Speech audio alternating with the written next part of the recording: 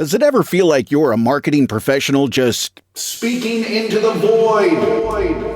But with LinkedIn ads, you can know you're reaching the right decision makers, a network of 130 million of them, in fact. You can even target buyers by job title, industry, company, seniority, skills, and did I say job title? See how you can avoid the void and reach the right buyers with LinkedIn ads. Spend $250 on your first campaign and get a free $250 credit for the next one. Get started at linkedin.com/campaign. Terms and conditions apply.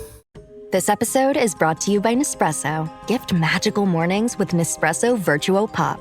Compact and stylish, Virtuo Pop is made to meet every morning coffee craving. From espresso to coffee, hot or iced, at the click of a button. And celebrate the season with Nespresso's limited edition coffee flavors. Sweet almond and hibiscus, cinnamon and candied tamarind, and festive double espresso. Magic in the making. Shop the holiday gift collection exclusively at Nespresso.com.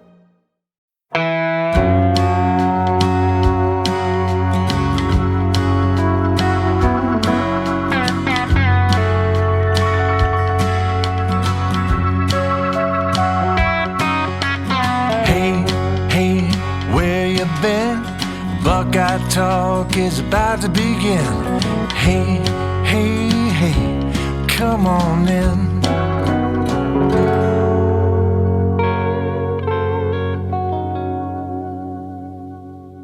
Welcome back to Buckeye Talk. I'm Stephen Means, and that's Andrew Gillis, and it's another recruiting pod coming your way because Ohio State has been busy. 6 different kids have committed to Ohio State across 2 different recruiting classes since the last time we talked about Ohio State's recruiting efforts. They have a recruiting class that is now up to 27 commits, ranked 6th nationally. I think they're going to end up with a top 5 class just because they're going to have the total volume necessarily to do that. This is going to be the biggest class Ohio State's had in the Ryan Day era. They had a big one in 2020 when they had like 25 kids. They've already surpassed that. Again, 27 commitments, number 6 class in the country, and it's highlighted obviously by Chris Henry Jr., the 5-star wide receiver, and then Blaine Bradford, who according to the composite isn't a 5-star recruit anymore. That's crazy. I saw that kid in person on Saturday. That kid looks like a 5-star safety. He literally looked like Caleb Downs as an 18-year-old kid. So let's fix that. But Gillis, we're just going to go in order of the 6 guys who committed. Let's start in the 2026 class. Ohio State's found another cornerback, Jay Timmons, number 136 player, number 17 corner out of Pennsylvania. To my understanding, he was committed to Florida State at one point. His dad is a former Steeler, so there's some pedigree here. Tell us about Jay Timmons. Yeah, I really like this kid. He's really athletic. I was watching him on kind of his huddle tape, and obviously, I don't have the scouting eye that Tim Walton or Matt Patricia or any of these people have. But to me, I saw Jermaine Matthews when I watched this kid play. He's 5'11", he's 185 pounds. I think you can very much see him playing in a slot role at Ohio State. I think you could see him playing outside. You mentioned, the NFL pedigree, the NFL background there. I love this athlete in terms of just what he can bring to you on a football field. He plays obviously in a really talented area of Pennsylvania. Western Pennsylvania has gotten really good, and they've always kind of been really good. And that's I was thinking about this weekend because I saw some stat where it was once Donald goes into the Hall of Fame, Pitt has been able to just kind of pluck some kids. And I know they're not all from Pittsburgh, but Pitt has always had really good players. And it's because Western Pennsylvania is a really good area for high school football. And, you get him out of Pine Richland, which is right outside of Pittsburgh, top 150 kid, 136.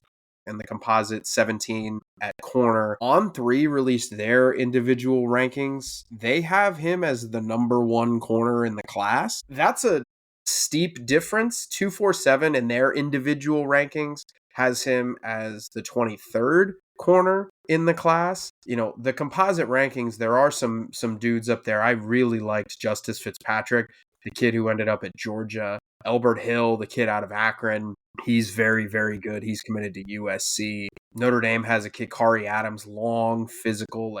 There are other really good corners in that mix. So I'm not going to put my money on the line and say that Timmons is the best corner in this class. But I think that just goes to show you that there are people out there who do think that he is very, very good. So yeah, Jay Timmons, really, really talented kid. You needed him. You needed a kid like this There's another cornerback we can talk about real quick, CJ Brana, official visitor from this past weekend. He's committed to Florida. Ohio State is looking at bringing him into the class. You start to kind of map this out, and a couple of weeks ago, it kind of felt off the table that Ohio State was going to do that. Brana, obviously, with the mess that's going on at Florida right now, he is a Florida kid. He's from Winter Garden, Florida, number 120 overall prospect, number 14 corner. He's a little bit longer, 6'1". He's listed a little bit lighter. I would like to find that out. He's listed at 166. I'm not sure if that's accurate, but he did take an OV to Ohio State this past weekend. I would expect probably a decision here in these next couple of days and probably 2 weeks or so. So Ohio State's recruiting at corner has really taken a step forward in the month of November, because you only had Jordan Thomas, who coaches, they love him on Ohio State staff. The program really loves him. He's a great tackler, very, very good form, can play man, can play zone, can run. Totally okay with coming to Ohio State and not being the, if I don't play right away, I'm going to go. Like, everything you read about him and everything I've heard about him suggests that he's in a great spot. But now you add Timmons and, Brana's in the mix. It's a great recruiting class shaping up for Ohio State. And Timmons was obviously a big add because, one, he's committed, and Brana, we don't know yet. Would you, if I make you put a crystal ball in right now and mark down where Brana's going, where is he going? Ohio State. I think he's going to Ohio State. I mean, that's a heck of a way to end the class. That's an unbelievable win. Yeah. And, all this, it's like, okay, Timmons, we talk about him. Okay. 136 overall player.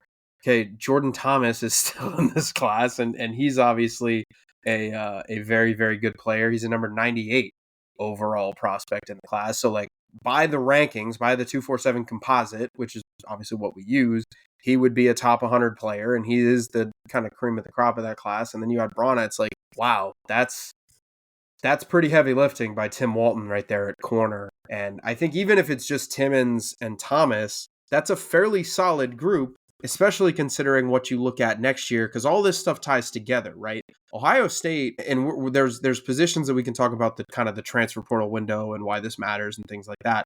But Ohio State is going to lose Davis and Igbinosun. Lorenzo Styles is going to go. I don't think, we're going to talk about this as you guys are listening to this pod maybe later on in the week. I don't think that Jermaine Matthews is going to go pro, but he is draft eligible. So even if Jermaine returns, Devin, Aaron, Jermaine, you've still got some talented guys behind them on that.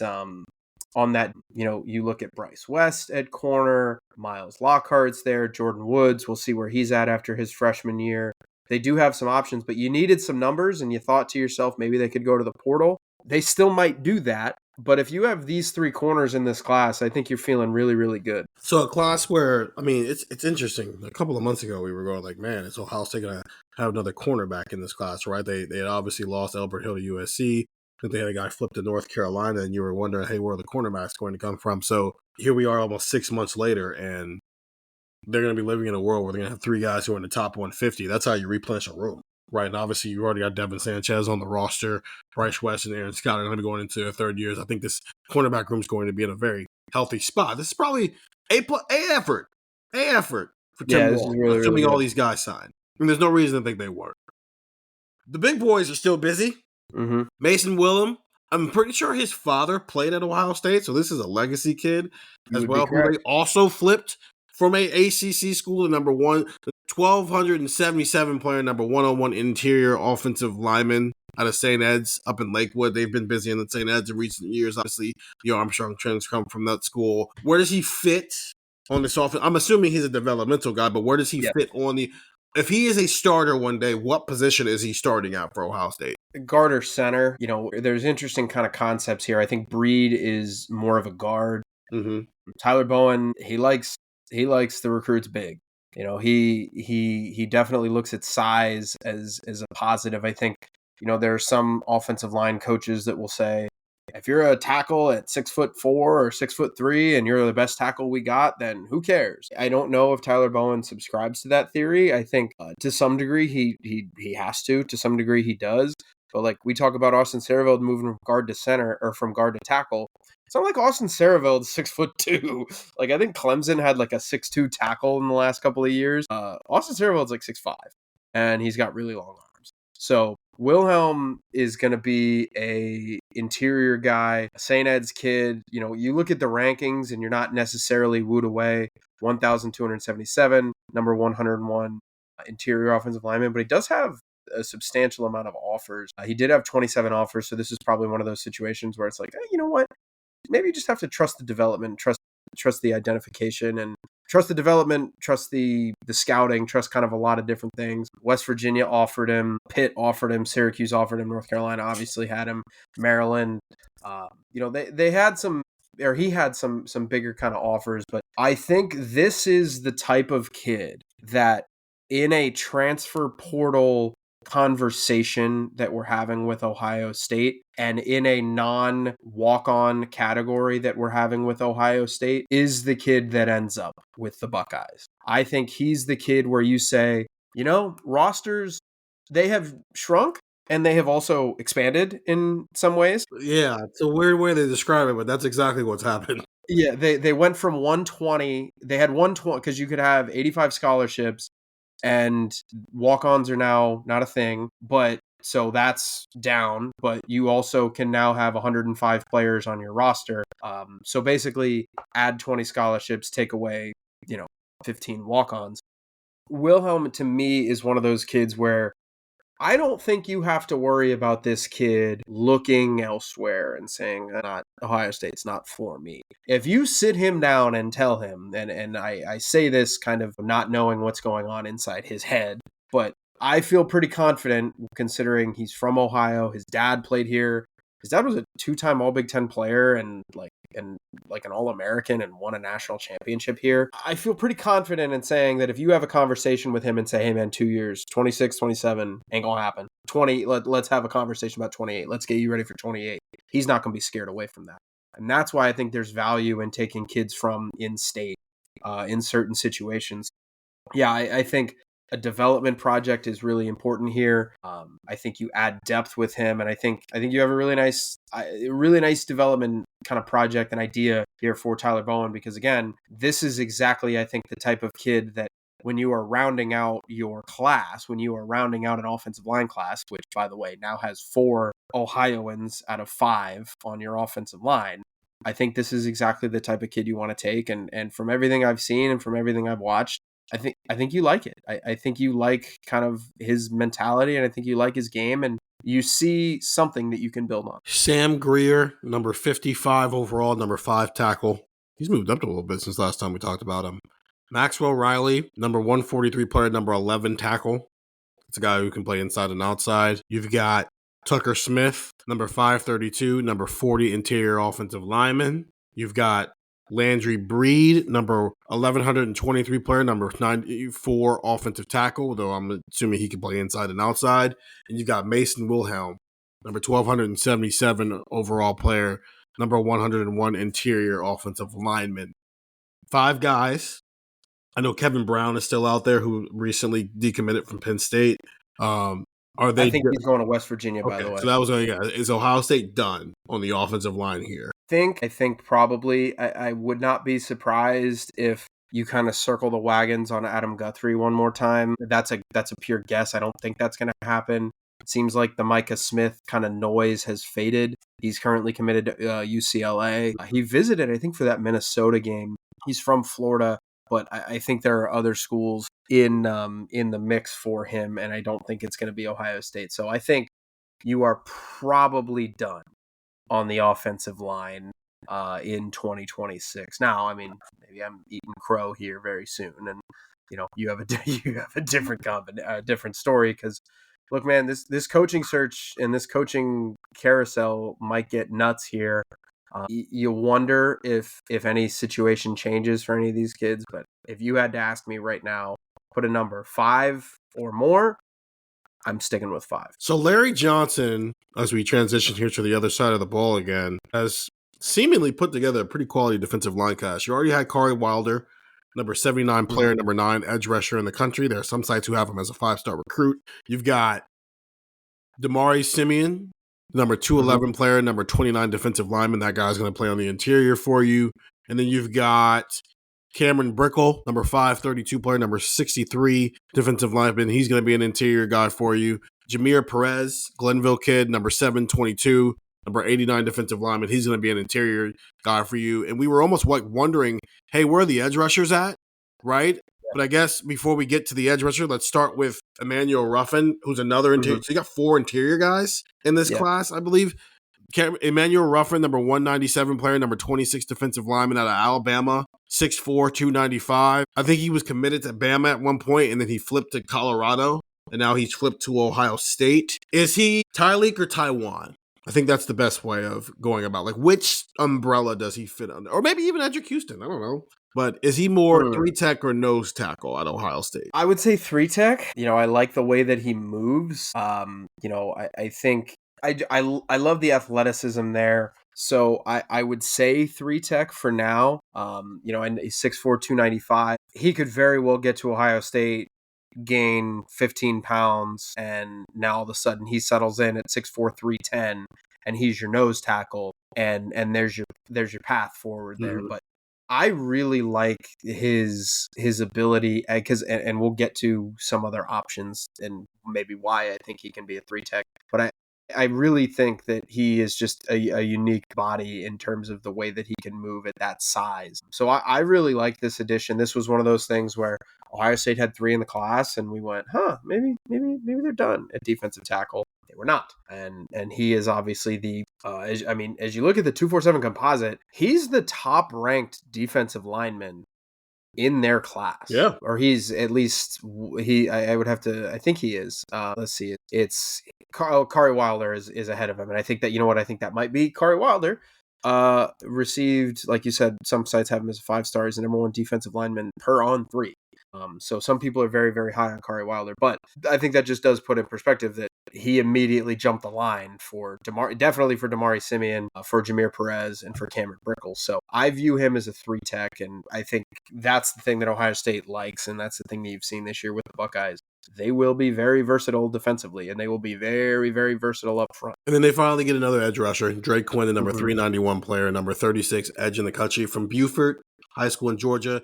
So it almost wants, I know he's 391.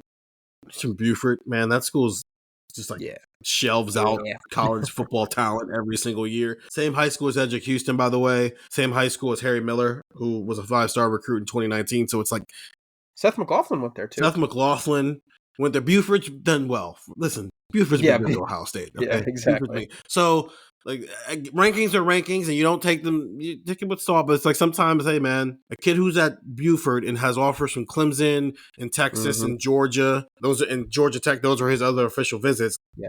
I mean, you pay attention to that stuff just as much as you do a ranking. What does he bring to the table for Ohio State? 6'4", 228. I feel like I'm watching like, hey, you saw what Arvell Reese did? That's what we're going to do with all of our edges going forward. I don't think so, and we'll get to a kid who's not committed and currently committed to another school maybe at the end of this. Okay.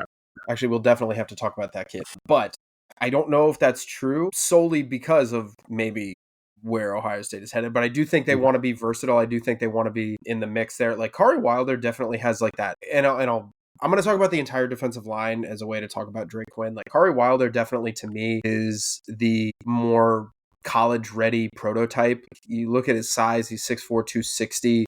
I think Kari Wilder can do a little bit of what Zion Grady is doing this year, where we're looking at 2 deeps going like, hey, look who's on the second team. And we might be doing that early on.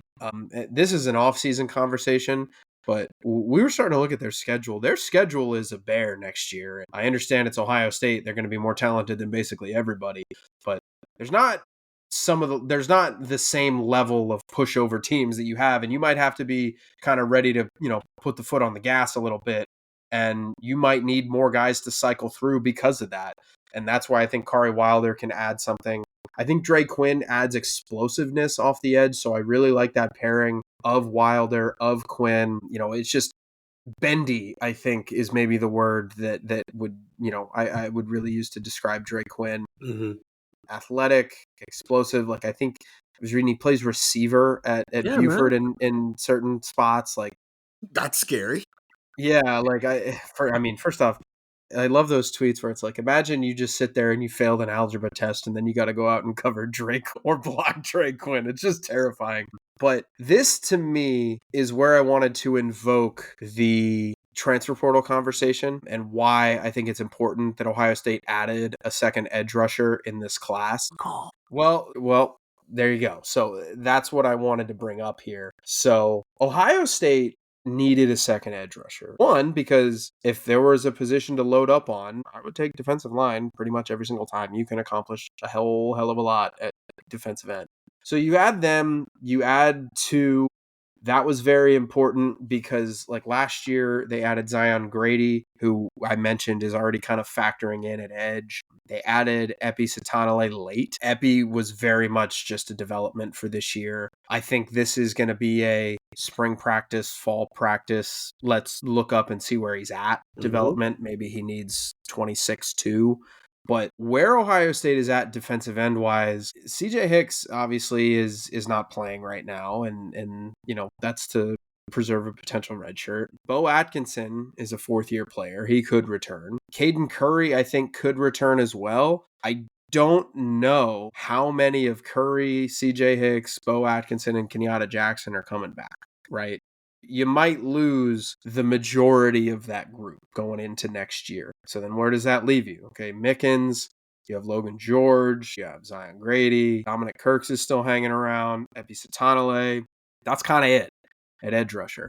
So you needed depth there. The one-time transfer portal window, which we have noted on this pod before, so I don't want to redo that conversation. It is very much everybody else around the country looks at you and goes, oh, boo-hoo, because there's 4 teams left in college football and everybody else has to go on with their lives. And they're saying, why should we wait for these 4 teams, even if they are the 4 best teams in college football at that point of the year? But Ohio State doesn't want to get kind of left on, musical chairs, and you don't have a way to go add somebody out of the transfer portal like they did with Bo Atkinson. Bo Atkinson has not been a starter for Ohio State. Bo Atkinson has not been, a true like massive, whoa, this is a guy who's a shot on the arm off the bench type of guy for you. But he is your third in line, really. I mean, if you want to consider Arvell as an edge rusher, he's kind of fourth.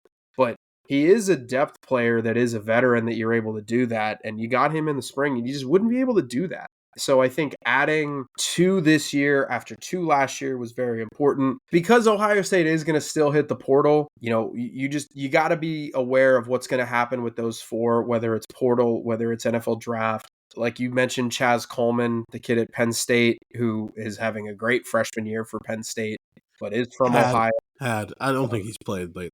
Well, I mean, he did have a great freshman year then, so maybe it passed. I don't know. Well, we can always. I don't know. Here, you can look that up. I'll keep talking.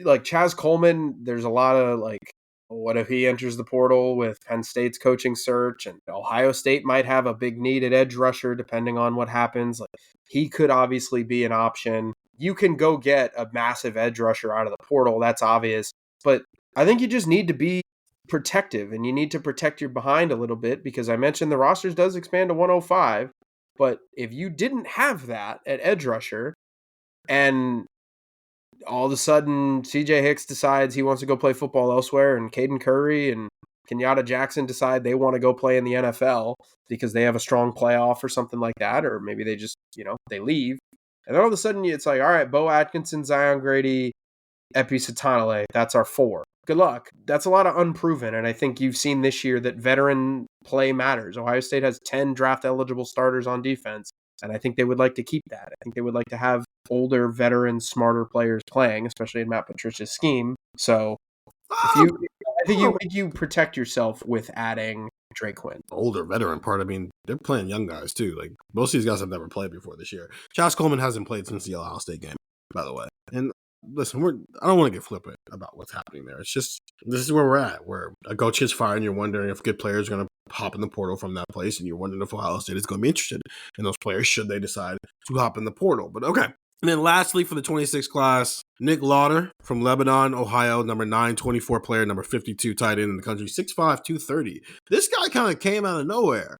Or was I missing something? Yeah, it kind of came out of nowhere. He took a visit to Ohio State in September. Okay. So that was probably our first sign. That was for the Ohio game. That was on September 13th.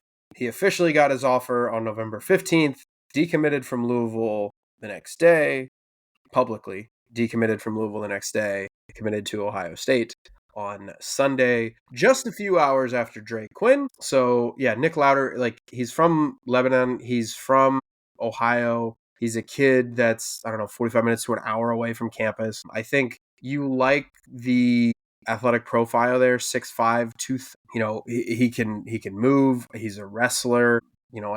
I think this is something that you can build off of if you are Keenan Bailey. Because again, there are questions with what this tight end room is going to look like, because Will Kazmarek is gone. Bennett Christian could come back. Max Clare could come back. Jelani Thurman could come back. Max LeBlanc, Brody Lennon, Nate Roberts. Like, you've got 6 right now that theoretically could come back in your room. Are all 6 going to return? I don't know. I've hypothesized to you guys kind of like off the pod. If Max Clare thinks he can test well, Max Clare just might look at the NFL and say, let me just start this now. Like, let me go to the NFL now. And I know there's I think a decent argument of just saying, well, why, if you're Ohio State, wouldn't you just, cut a check to Max Clare and say, come back for another year, continue to develop, continue to get better, continue to progress as a blocker, continue to progress your game just in general. But you don't know with these things. You don't know if there's going to be another portal addition down the line. Brody Lennon's taking a red shirt, so you didn't need a tight end, I don't think, in this class. But you do get one with Nick Lautar, and I think it's a worthwhile proposition. We'll see what happens in 27. Brock Williams, their number 1 target at tight end in the entire class, was on campus. He's going to take a visit to Texas next weekend. We'll see what happens there. I think he's going to commit in early December. So that's going to be a very, very interesting one to monitor. There's a couple other kids in that 27 tight end class that are very interesting, which kind of made me wonder if they were going to take a tight end. But I think, again, this is a little bit of the Wilhelm argument. It's like, if you're going to take a kid as a development and say, like, let's see where we're at in 2 years, I think this is exactly the type of kid you do it for. So those are the 2026 additions. Jay Timmons, who they flipped from Florida State. Mason Wilhelm, who they flipped from North Carolina. Emmanuel Ruffin, who flipped from Alabama to Colorado to Ohio State. Drake Quinn, who they flipped from Clemson. And then Nick Lautar, who they flipped from Louisville. They also got a little busy in the 2027 class as well, and we'll get into a safety from Texas when we come back from the break here on Buckeye Talk. Introducing Oakley Meta Vanguard, the new performance AI glasses designed for athletes. With hands-free capture on an action-ready ultra-wide camera, powerful open-ear speakers, and built-in Meta AI that syncs with your Garmin devices for real-time insights while you train. Take your performance to the next level with Oakley Meta Vanguard. Athletic intelligence is here. Learn more on meta.com. This episode is brought to you by 20th Century Studios' upcoming comedy, Ella McKay. From Academy Award-winning writer-director James L. Brooks, Emma Mackey plays Ella McKay, an idealistic young woman who juggles family and work in a story about the people you love and how to survive them. Featuring an all-star cast including Jamie Lee Curtis, Jack Loudon, Kumail Nanjiani, Io Adebri, Julie Kavner, with Albert Brooks and Woody Harrelson. Ella McKay, in theaters December 12. This is Jason Momoa, and I'll be your finance professor today. Welcome to Banking Smarter 101 with Chime. Bam! First lesson, sign up for Chime and set up direct deposit. You'll be joining millions of members banking fee-free. Second lesson, get cash back on eligible purchases while building credit and a higher APY on your savings.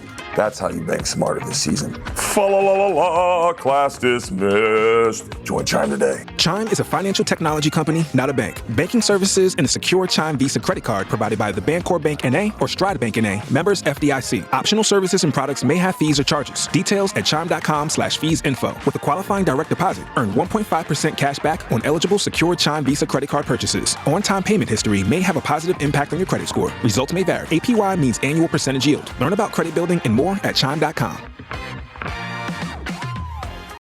The all-new 2026 Hyundai Palisade Hybrid doesn't just turn heads.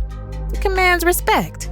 With its stunning exterior, luxurious interior with available captain seats, and spacious third-row seating and equipped with advanced technology, you and the family are making a statement before you even step out. Okay, Hyundai. Visit HyundaiUSA.com to learn more and experience the all-new 2026 Palisade Hybrid today. And we're back here on Buckeye Talk. Stephen Means and Andrew Gillis talking about Ohio State's recent run on the recruiting trail where they've been flipping kids left and right in both classes, the 26 and the 27 class. Though a lot more in the 26 class. One kid in the 27 class, Eli Johnson, number 114 player and a number 10 safety, 6'3", 200 pounds from Texas. McGarry did it again. He's found another dude. Who is this kid? Where did he come from? Tell us about Eli Johnson. Yeah, he's from Texas, 6'3", 200 pounds. You said it. I mean, this is one of my weaknesses. He looks like Kyle Hamilton.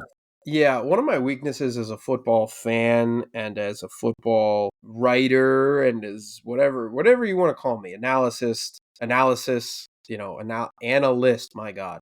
Apparently I'm not a wordsmith. Analyst, talker, idiot, whatever you think. My weakness is dudes who walk off the bus first. And I love that idea of, my goodness, this is crazy. Look at what you can do with this 6'7" offensive tackle whose arms go down to his knees, right? Like I love that idea of, hey, like Legend Bay in this class. I'm fascinated in the 26 class with this idea of this guy's a hybrid. He can play slot. He can play running back. He can play on special teams. And I think Ohio State likes that to some degree. And I think that's what I like so much about Eli Johnson. I mean, this is a kid who, I think it's kind of been Ohio State for a little while. 6'3", 200 pounds. He's tall. He's athletic. He's physical. You could convince me that he plays in a myriad of different ways on Ohio State's defense. You could convince me that he plays in a handful of different roles. Now, they have Simeon Caldwell committed, and in the 2026 class, he's another 6'3" safety. Everybody, I think, hears that, and they panic, and they go, so wait, are we going to have to do the Sonny Styles thing where he plays at safety for 2 years, and then we go, oopsie daisies, and let's put him at linebacker? I don't think so. I think Ohio State kind of loves this versatility that they have. I asked Ryan Day about versatility in the frame of Legend Bay, like in the concept of Legend Bay. It was a day after he committed. But I also think versatility in his answer definitely matters, because this is a player who I think you could probably put closer to the box. I think this is a player you could probably play in a myriad of different roles. So yeah, I'm big on Eli Johnson.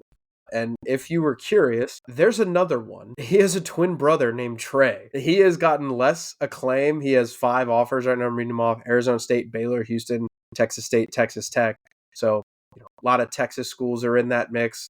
A lot of programs that are in state are looking at him. But I don't know. I would like to see how that kid's recruitment continues too. But yeah, so you add Eli Johnson into the mix. Now you've got 2 defensive backs in your class, Angelo Smith being the other one, Jeremiah's little brother. I think you are starting to put together pillars of a class that you feel really good about. They're third in the rankings right now in 27 for whatever the hell that's worth, which to a lot of people it shouldn't be much of anything, because I think we're seeing a lot of people, and frankly we were too, we were kind of saying, where's this, where's that? And I think Ohio State has kind of, uncorked some things late down the stretch, and they have kind of turned up the heat on a lot of these different prospects, and now they're at 27, and now they're aiming for a top 5 class once again.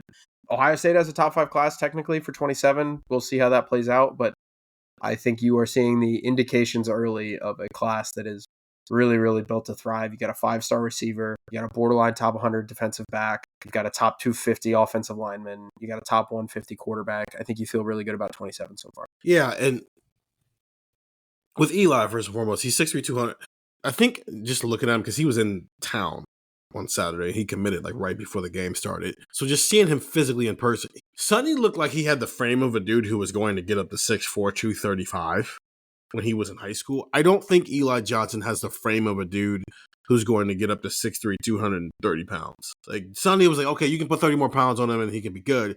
I don't know if that's true with Eli. He looks like he's just a wiry frame, not a he needs to eat frame. And so that's why when I say Kyle Hamilton, I don't know if he's going to be as good as Kyle Hamilton was. Who knows? Kyle Hamilton was one of the best safeties in college football when he was in college football. But just that build of, he is a bigger safety.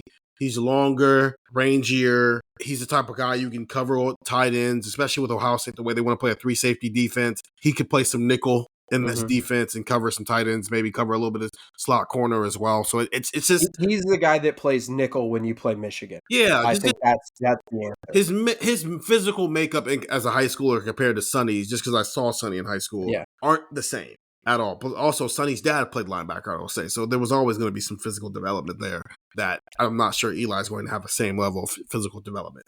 Last thing I want to touch on, because you said it just now, like Ohio State's been a little bit more busy right now. This has always been, right, there's camp season, official visit season. There's kind of that early commitment season. You see all these kids commit late June, sometime in July they commit. Some of them maybe in August if they want to just be able to have a countdown to it. And then you have like this flip season, right? Where November hits and then you see kids start flipping to other schools. And it essentially goes up until they start signing that you see kids flip.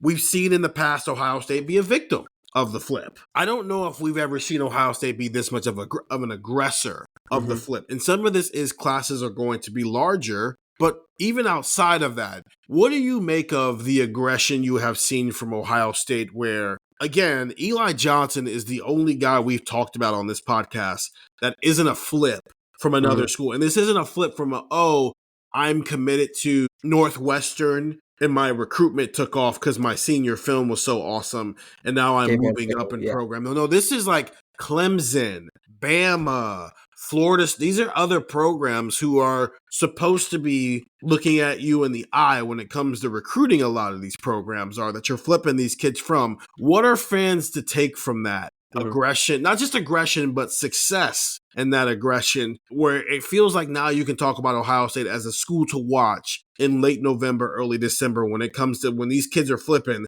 They're not just flipping to Georgia. They're not just flipping to Alabama. They're not just flipping to LSU. They're flipping to Ohio State. I think there is a bunch of things that are in it. And I think one of the things that I want people to take from this is that unfortunately, it's not one thing. Like, I would love to get on here and just be like, hey guys, Ohio State's NIL collective is going absolute bananas right now. And Ross Bjork has a money cannon that he's just firing all over the Woody. And the alternative to that is like, there's a bunch of checks that aren't clearing from other places.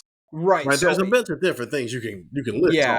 And I think I would love to just be able to say that and then be like, hey guys, there's the answer. Have a nice day. No. Unfortunately, it's not that. I do think it's partially that.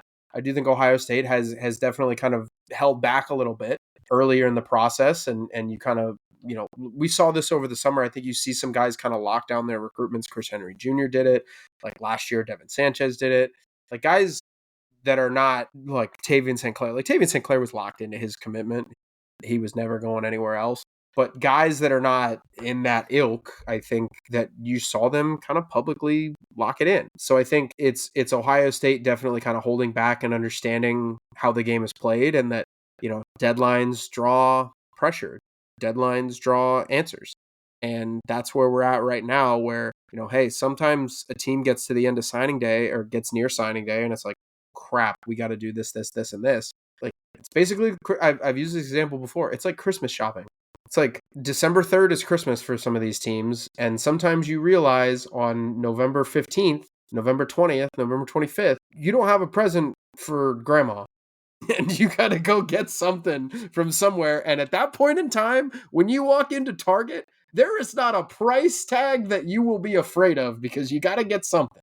So I think there's that. I think it's a lot of the uncertainty around other teams in college football. We mentioned Jay Timmons. Jay Timmons decommitted from Florida State. Like, that's not exactly a stable program. Ohio, like even the kids at Ohio State's not landing. Like Micah Smith, UCLA, that program's a gong show right now. He visited. I'm blanking out. Kevin Brown, the offensive lineman, he decommitted from Penn State. Like, they're not. I don't think they're going to get him. I don't think they're going to get Micah Smith. But they're in the mix because of the mess that is happening elsewhere. North Carolina. Like, I think we see what's going on. Like, it is more than just, Ohio State good. I think there are kids that Ohio State is able to look back and say, look at our stability. Look at our ability to be the number one team. Like, we're the number one team in the country. We're rocking and rolling. We're the defending national champions. And you get a kid like Emmanuel Ruffin who decommits from Colorado, who's not having a great year, and you can circle back on him. Legend Bay, I think, is a different one where it commits from Tennessee, and I think you're able, or decommits from Tennessee, and you're able to point to him and say, here's our plan for you. Bop, bop, bop, bop, bop. Kamari Bing, Maryland.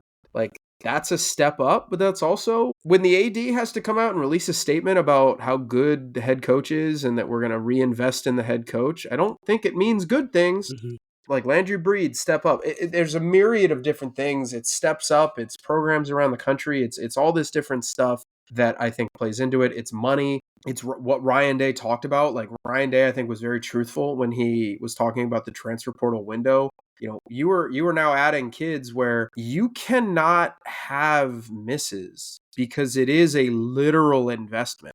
Like, I hate to say, you have like to put human beings as like investments. I mean, no, that's not. That's kind of what it is. Like, you are paying X amount of dollars to a certain kid, like the university is, and you are paying X amount of dollars to a certain kid, and you are committing X amount of dollars to a certain kid.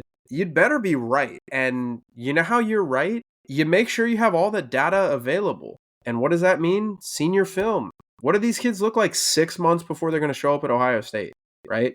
Like, do you think it benefited Ohio State that they got to see Landry Breed play football in September? He committed in early October. They saw him in September. He's going to be on campus in January. Like, that's really good information for them to have that they did not have as of the summer. They had not seen him play football games. So it's like, it's cost certainty. It's the landscape of college football. It's finding out kids are maybe better than the schools that they're currently committed to. It's money. It's other programs and their money collectives might not be maybe what you would want. Like, I'm still keeping an eye on USC. Like, and think about all this you and everybody else. Yeah, like think about all these other kids, and I know this is a long answer, but like there's so much that goes into this. Think about all those schools that are right now kind of in musical chairs. Everybody's freaking out about Lane Kiffin maybe leaving, and he's at Ole Miss, and Ole Miss might make the friggin' playoff. That everything creates a ripple effect, and because of the way that Ohio State is set up as a program, the stability of everything, how good they are in as good of a position to benefit as anybody else in college football. Yeah, this is like unequivocally the best program in college football now, right? This is like, it's not like they're clearly number one and everybody else is trying to be a number two. Like, I think from the Ohio State perspective, what it's going to do now that Ohio State is clearly active in this space in a way that I don't think they've been active in the past. When we're doing these conversations in June, we don't have to have freak out conversations anymore. Yeah, because I think I might have said this on a pod back in June where it's like, all right, let's see what happens, right? Let's see what happens in November. Like, because it's a lot of things being promised out there right now when you don't, like, right? When rent's not due in June, well, rent's going to come due in November. And are these teams who are loading up on all this talent right now, are they going to be able to hold on to that talent when it's actually time to sign pen to paper? And we're seeing, right? We're seeing Ohio State's process be right, I think. And if you weren't sure in June and you were freaking out because they only had one defensive line commitment, or Tim Walton thought he had two corners and one of them flips to North Carolina. If you thought those things then, and I get it, recruiting can sometimes be a reactionary thing where you're going with the information you have in the moment, right? Because if someone would have came from the future and told you, hey, Ohio State's going to be flipping 7-8 guys in November, then maybe you wouldn't be freaking out in June the way you were. But you don't know it, and you don't know what's going to happen.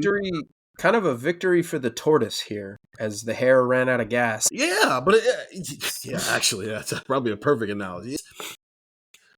We're trying to figure out process and why Ohio State's taken the philosophy of which they've approached things with. And in June, you weren't sure, right? Just like when Ohio State started playing slow last year, you weren't sure if that was right. They won a national championship. So now in 2025, when they're doing the same thing and playing 62 plays a game, I don't think any of us are going, why are you doing this? No, we're going, well, they're doing this because then if you look at the numbers, they've kind of stolen a game's worth of snaps from everybody so that when they get to the playoff, you get to the semifinal and you look around and everybody's played 1,000 more snaps than you, or well, not 1,000, but played 200 more snaps than you. You're that much more fresher in the games that matter most of the season, right? It goes back to what Dave was talking about before he won the national championship, leaving no doubt. How Ohio State has approached this season has built in benefit of the doubt because of what happened last year. Now, next June, when we're coming off of official visits, and maybe Ohio State, when you thought they were going to go 7 out of 10, they went 3 out of 10. We're not going to go, what's wrong with Ohio State's recruiting? Why is it that a team who won a national championship doesn't get the recruiting bump that comes with it? How come this school has this and how come that school does that? We're going to say, okay, here's what they have right now. Let's see what happens come October and November and December, and then we'll evaluate the class in its fullest, right? Because coming into the season, they were trending downward. They had the number 9 class in the country 2 weeks ago. Now they're number 6, and I think they're going to finish with a top 5 class, right? If you're telling me that the kid who's committed to Florida right now is going to flip to Ohio State, more than likely, and maybe they add a couple of more guys to this class, so maybe this is a 30-person class. Yeah, I want to get into that in just a second when you're done with this. But if they're going to add more, then it's almost like us now telling us in June, I told you, man, chill out. Everything will work itself out. But now that you see the end result of it, there's going to be benefit of the doubt in how we talk about Ohio State's recruiting efforts coming off of official visits next year. Yeah, and I was thinking about this too, and maybe this is a good place to leave it. Ohio State's recruiting is definitely trending upwards. This is maybe the last time, barring anything nuts, that you guys are going to hear us talk about recruiting until National Signing Day, because we have a recruiting pod this week. Like we'll do our live show. We'll kind of have the whole rest of the Rutgers week. But then after that, Steven, did you know that they play a game at the Saturday after Thanksgiving that people care about a lot? It's kind of crazy. I was told it doesn't matter anymore. Yeah, we're gonna have a lot of really, really fun stuff next week, but I think that's pretty much all gonna be about the Michigan game. So the next time you hear us talk about recruiting, depending on how everything goes, will be National Signing Day. So I want to give you guys a couple of more names. I mentioned Brana, the Florida commit at corner. He's an interesting prospect. The one that came as a surprise to me, they had official visitor Darius McKinley on campus this past weekend. He's a 3-star defensive tackle. He is currently committed to LSU. Again, I think that goes into the whole, like, everything else is kind of a crazy world. He got an offer from Ohio State in late October. I don't know if that was when Brian Kelly was still the coach. I forget. His brother is at LSU, so like that to me feels like a tough pull. Fahim Delane's brother's at LSU. Yeah, but he was also at Virginia Tech, I think, originally. That's fair. So, yeah, I think he committed. I think he was also a Nova kid or a DMV kid, and he committed to Virginia Tech, and I think he transferred to LSU. So McKinley, he was an official visitor. Like, that one's interesting to me because Ohio State already has 6 defensive linemen. You start to wonder, like, what happens with that class. Is Ohio State cool taking 5 defensive tackles? Or is the McKinley Philadelphia Eagles told us there's no such thing as too many different. Right, yeah. But, I mean, it also means, like, what's going on at the portal window, like what happens on the current roster for Ohio State. One of the more intriguing names, too, Braxton Rembert, attends Mill Creek in Georgia. Lower ranked guy, number 1,377 overall prospect. He's committed to Wake Forest, and he just took an OV to Ohio State. He's 6'5", 200 pounds. He is a linebacker. Like, he is getting recruited by Ohio State as a linebacker. Like, Laurinaitis offered him, but he is going into decision mode. I think it's Ohio State or Wake Forest. It seems like Ohio State's pushing for him. I mentioned at the early on in this show about the edge rusher conversation. Like, he is the guy that they are looking at saying, like, he is our alien. He's 6'5". He's a good basketball player. He's got length. He's got size. He's got athleticism. You start to think, all right, what if we mapped something out and we can pull out I don't want to say another Arvell Reese, because Arvell Reese might be the number 1 defensive player off the board this year. And depending on quarterback, like, we'll see. There might be some fun conversations about Arvell Reese, but I'm not going to put that label on him right now. But, like, in the mold of, I think is fair to say, like, this idea of Arvell Reese, of just a linebacker who's that big, who can kind of be, I don't know, let's call the position the jack. If you can have a guy like that, right? Like, if you could have a player in that mold. So Ohio State does have some fun, intriguing options coming down the pipe here in the next week, in the next 2 weeks. And National Signing Day is December 3rd. So we're going to have a ton of different stuff, but we are kind of up against it. And I think Ohio State's class right now is just putting the finishing touches on. 614-350-33 for all those updates. We're about 3 weeks away from signing day. There's a lot happening, obviously. Michigan game coming up next weekend. Signing day, Big Ten championship game. But first, they got to get through Rutgers before they can worry about any of those things. I'll say 7 guys across 2 different classes over the last couple of weeks, since the last time we talked recruiting. Jay Timmons, Mason Wilhelm, Emmanuel Ruffin, Quinn, Nick Lautar, and Eli Johnson in the 2027 class. That might be 6. That's 7. I'm not great at math. But 614-350-3315. 2-week free trial.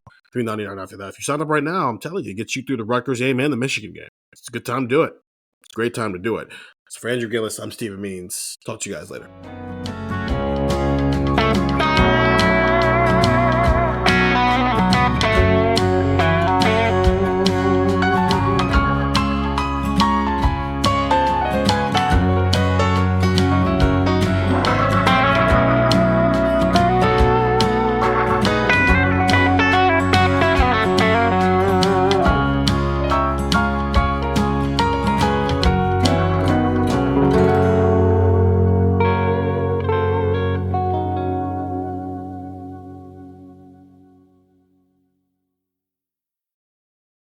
Hey, Ryan Reynolds here, wishing you a very happy half-off holiday, because right now Mint Mobile is offering you the gift of 50% off unlimited. To be clear, that's half price, not half the service. And Mint is still premium unlimited wireless for a great price. So that means a half day, yeah?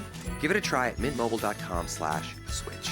Upfront payment of $45 for 3-month plan, equivalent to $15 per month required. New customer offer for first 3 months only. Speeds slow after 35 gigabytes if network's busy. Taxes and fees extra. See mintmobile.com.